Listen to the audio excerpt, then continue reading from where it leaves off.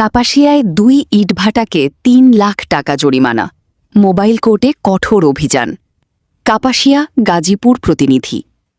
গাজীপুরের কাপাসিয়া উপজেলার সিংহশ্রী এলাকায় পরিবেশবিধি লঙ্ঘনের দায়ে 2টি ইটভাটাকে মোট 3 লাখ টাকা জরিমানা করা হয়েছে।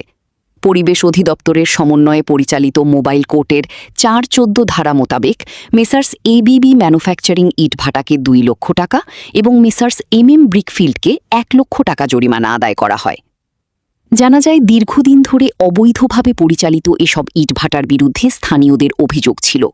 এর প্রেক্ষিতে পরিবেশ অধিদপ্তর ও জেলা প্রশাসন যৌথভাবে অভিযান পরিচালনা করে। অভিযানে পরিবেশ সংরক্ষণ আইন অমান্য, অনুমোদনহীন কার্যক্রম এবং বায়ু দূষণের প্রমাণ পাওয়ায় তাৎক্ষণিকভাবে ভ্রাম্যমাণ আদালত এ জরিমানা করা হয়। অভিযান সংশ্লিষ্ট কর্মকর্তারা জানান, পরিবেশের ক্ষতি করে এমন কোনো কার্যক্রম বরদাস্ত করা হবে না। ভবিষ্যতেও এ ধরনের অভিযান অব্যাহত থাকবে বলে তারা হুঁশিয়ারি দেন। এদিকে স্থানীয় সচেতন মহল এই উদ্যোগকে স্বাগত জানিয়ে বলেন, ইটভাটার কারণে এলাকার পরিবেশ ও কৃষিজমি ক্ষতিগ্রস্ত হচ্ছিল।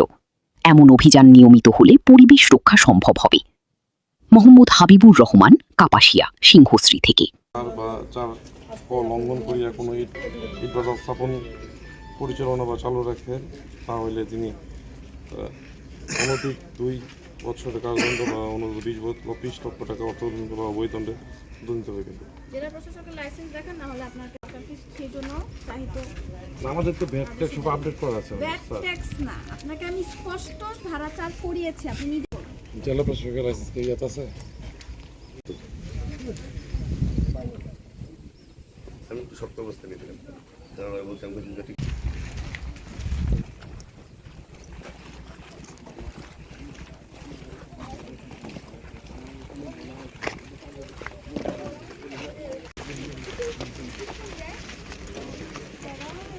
মানে রাজমিস্ত্রিরা বা ইয়ারা বিক্রি করতে পারবো না।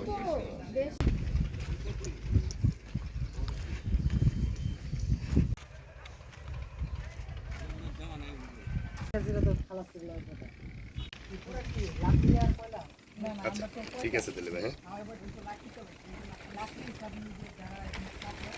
আবার মেল দেখে গেল আইডি ভাড়া দিই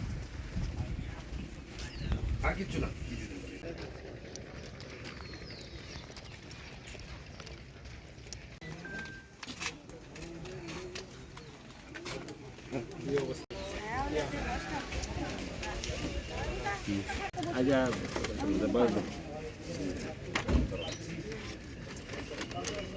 আপনি